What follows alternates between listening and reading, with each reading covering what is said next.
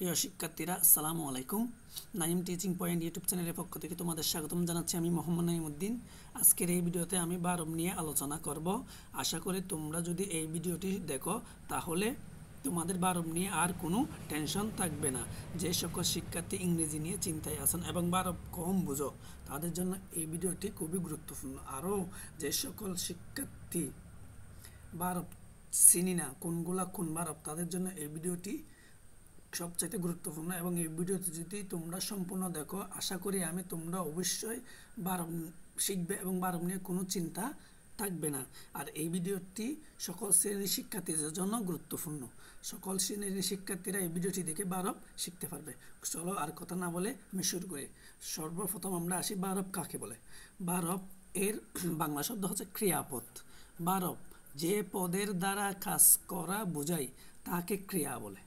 যে পদের দ্বারা কাজ করা বোঝায় তাকে ক্রিয়া বলে, অথবা ধাতুর প্রয়োগগত রূপই হলো ক্রিয়া। তোমরা যে কোনো এই দুইটা থেকে যে কোনো একটি শিখলে হবে, তোমাদের দুটোটা শেখার কোনো দরকার নাই। এবার আসি আমরা ভার্ব কত প্রকার। ভার্ব হচ্ছে দুই প্রকার, যথা এক অক্সিলারি ভার্ব অর্থাৎ সাহায্যকারী ভার্ব ক্রিয়া, দুই প্রিন্সিপাল ভার্ব মূল ক্রিয়া। অক্সিলারি ভার্ব কাকে বলে?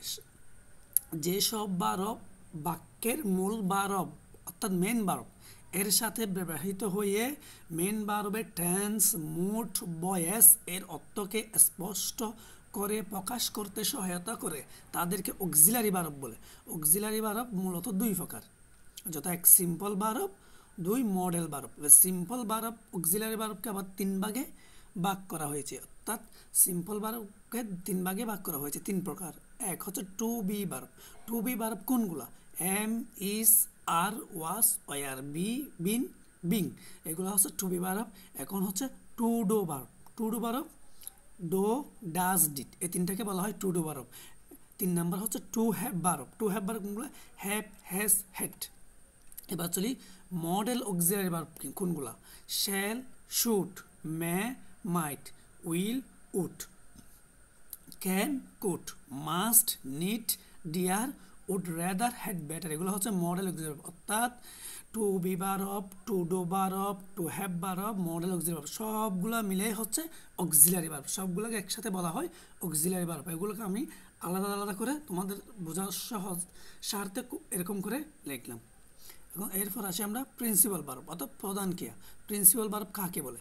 যে ভার্ব নিজেই স্বাধীনভাবে অন্য ভার্বের সাহায্য ছাড়াই কোনো কাজ শেষ করে তাকে প্রিন্সিপাল ভার্ব বলে। উদাহরণস্বরূপ বলতে পারি হি ইটস, সে খায়। ইটস হতে প্রিন্সিপাল ভার্ব, কোনো অক্সিলারি ভার্ব নাই এই বাক্যে, কোনো অক্সিলারি ভার্ব, অর্থাৎ এই ভার্বের কোনো অক্সিলারি ভার্বের সাহায্যকারী ভার্বের দরকার হয় না। They run in the field, তারা মাঠের মধ্যে রান ভার্ব, এখানে কোনো অক্সিলারি ভার্ব নাই। এবার প্রিন্সিপাল ভার্ব তিন প্রকার, প্রিন্সিপাল ভার্বে তিনভাবে করা যায়।